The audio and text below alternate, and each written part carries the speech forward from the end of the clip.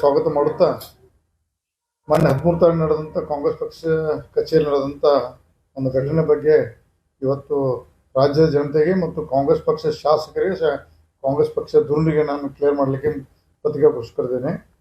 ವಿಶೇಷವಾಗಿ ಮೊನ್ನೆ ನಡೆದಂಥ ಕಾಂಗ್ರೆಸ್ CLP ಮೀಟಿಂಗು ಮತ್ತು ಇನ್ನೊಂದು ಸರ್ವ ಸದಸ್ಯ ಮೀಟಿಂಗ್ದಲ್ಲಿ ಸನ್ಮಾನ್ಯ DK ಶಿವಕುಮಾರ್ ಅವರು ರಾಜ್ಯದ ಜನತೆಗೆ ಕಾಂಗ್ರೆಸ್ ಪಕ್ಷದ ಒಂದು ಸಂದೇಶ ಕೊಡ್ತಿದ್ರು. ಆ ಸಂದರ್ಭದಲ್ಲಿ ಸನ್ಮಾನ್ಯ ಸತೀಶ್ ಜಾರಕಿಹೊಳಿ ಅವರು ಮಧ್ಯಪ್ರವೇಶಿ ತಮ್ಮ ಮೈಕನ್ನು ತಗೊಂಡು ಅದ್ರ ಬಗ್ಗೆ ಕ್ಲಿಯರ್ ಅಲ್ಲೇ ಪಕ್ಷದ ವೇದಿಕೆಯಲ್ಲಿ ಹೇಳಿದ್ರಂತ ನಂಗೆ ಮಾಧ್ಯಮದಲ್ಲಿ ನೋಡಿದೆ. ಆದರೂ ಮಾಧ್ಯಮದಲ್ಲಿ ಬಂದಂಥ ಸುದ್ದಿಯನ್ನು ತಿಳಿದೆ. ನನ್ನ ಕಾಂಗ್ರೆಸ್ ಶಾಸಕ ಮಿತ್ರರಲ್ಲಿ ಫೋನ್ ಮುಖಾಂತರ ಸಂಪರ್ಕ ಮಾಡಿ ನಡೆದ ಘಟನೆ ಬಗ್ಗೆ ಕೂಲಂಕಷವಾಗಿ ಚರ್ಚಿಸಿ ಇವತ್ತು ಪತ್ರಿಕಾಗೋಷ್ಠಿ ಕರೆದೇನೆ. ಯಾಕಂದರೆ ಅಲ್ಲಿ ನನ್ನ ಹೆಸರು ಪ್ರಸ್ತಾವ ಆಯಿತು. ಅಲ್ಲಿ ಕಾಂಗ್ರೆಸ್ ಪಕ್ಷದ ಸಭೆಯಲ್ಲಿ ನನ್ನ ಅವಾಗ 13-18 ನಾನು ಕಾಂಗ್ರೆಸ್ ಪಕ್ಷ ಶಾಸಕಿದ್ದಾಗ ಸನ್ಮಾನ್ಯ ಪರಮೇಶ್ವರು ಕಾಂಗ್ರೆಸ್ ಪಕ್ಷ ಅಧ್ಯಕ್ಷರಿದ್ದರು. ರಾಜ್ಯದ ಮುಖ್ಯಮಂತ್ರಿಯಾಗಿ ಸಿದ್ದರಾಮಯ್ಯ ಅವರಿದ್ದರು.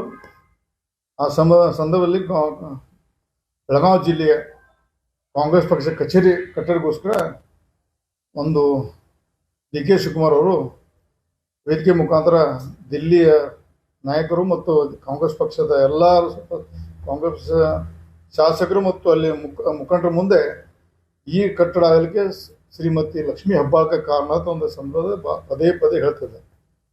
ನನಗೆ ಮಾಹಿತಿ ಪ್ರಕಾರ ಮೊದಲೇ ಸರ್ವ ಸದಸ್ಯ ಸಭೆಯಲ್ಲಿ ಹೇಳಿದ್ರು ಸತೀಶ್ ಜಾರಕಿಹೊಳಿ ಗಪ್ ಕೂತರು. ಅವತ್ತು ಏನು ಚರ್ಚೆ ಗಪ್ ಕೂತು ಹಾಳಾಗಿ ಗಪ್ ಕೂತರು. ಎರಡನೇ ಬಾರಿಗೆ ಮತ್ತೊಂದು ಮೀಟಿಂಗ್ದಾಗ ಮತ್ತೆ ಅದೇ ಮಾಡಿದ್ರೆ ಸತೀಶ್ ಜಾರಕಿಹೊಳಿ ಎಲ್ಲಿಂದ ಸಿಟ್ಟು ಬದುಕೋತ ಅವ್ರಿಗೆ ಇವತ್ತು ಈ ಸಂದರ್ಭ ಧನ್ಯವಾದ ಹೇಳ್ತಾನೆ. ಅವರಿಗೆ ಒಂದು ವಿರೋಧ ಮಾಡೋ ಶಕ್ತಿ ದೇವ್ರಿಗೆ ಕೊಟ್ಟದ ಅಂತ ಮುಂದಿನ ಹಂತ ಕೊಡ್ಲಕ್ಕೆ ದೇವರಲ್ಲಿ ಲಕ್ಷ್ಮೀ ತಾಯಲ್ಲಿ ಬಿಡ್ಕೋತೇನೆ. ಯಾಕಂದ್ರೆ ವಿರೋಧ ಮಾಡುವಂಥ ಶಕ್ತಿ ಇರಬೇಕು. ಯಾಕೆ ವಿರೋಧ ಮಾಡೋ ಸಂದರ್ಭ ವಿರೋಧ ಮಾಡೋದಕ್ಕೆ ರಾಜ್ಯಕ್ಕೆ ಅನ್ಯಾಯ ಆಗೈತೆ, ಜನಾಂಗಕ್ಕೆ ಅನ್ಯಾಯ ಆಗೈತೆ. ಇವತ್ತು ಸತೀಶ್ ಜಾರಕಿಹೊಳಿಗೆ ನಾನು ಹೃದಯಪೂರ್ವಕ ಅಭಿನಂದನೆ ಸಲ್ಲಿಸ್ತೀನಿ. ಅಲ್ಲಿ ಆ ಸಂದರ್ಭದಲ್ಲಿ ಇಂಟರ್ವ್ಯೂ ಆಗಿ ಅಲ್ಲಿ ಮಾತಾಡೋದಕ್ಕೆ ಇವತ್ತು ಹೃತ್ಪೂರ್ವಕ ಅಭಿನಂದನೆ ಸಲ್ಲಿಸ್ತೀನಿ.